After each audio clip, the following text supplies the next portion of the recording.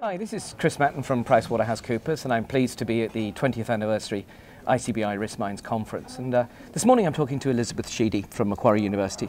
Elizabeth, can you tell me a little bit what it is you're going to be talking about at the conference?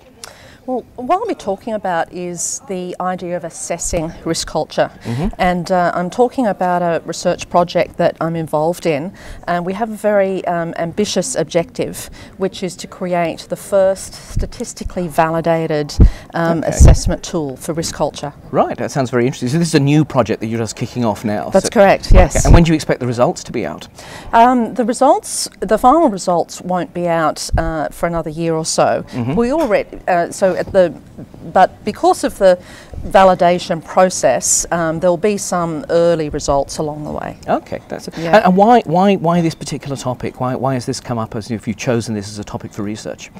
Well, risk culture, it seems to be a topic that a lot of people are interested in. It seems to be a widespread view that problems in culture have been a causal factor in many of the risk management disasters.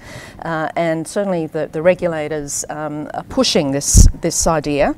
I'm sure you would have seen the recent FSB documents.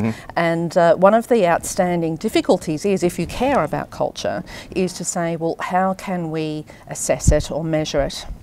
And so I'm working with an organisational psychologist who has already done a lot of work similar to this in other industries, looking at safety culture. Okay. So we're applying some of those ideas into the risk management arena. Oh, that's interesting. So safety around things like the Deepwater Horizon type in the oil industry, those kind of things.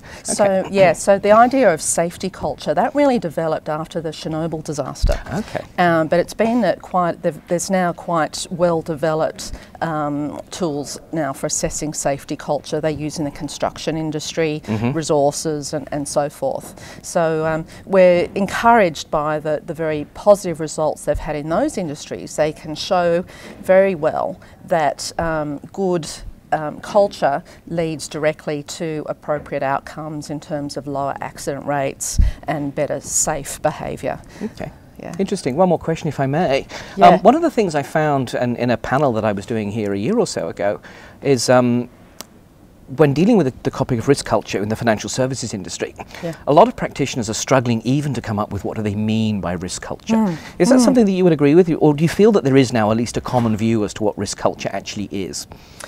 Well, yeah, I've seen a number of statements. There's a number of companies that are engaging in this area.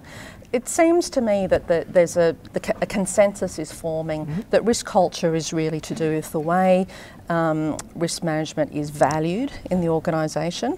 So I think it's important to make it distinct from risk appetite. Okay, although there's undoubtedly some connection. But risk culture is to do with how the company values the risk management process and how effectively, therefore, it is implemented. Okay. Well, thank you very much, Elizabeth. I look very much forward to your talk. So, thank you.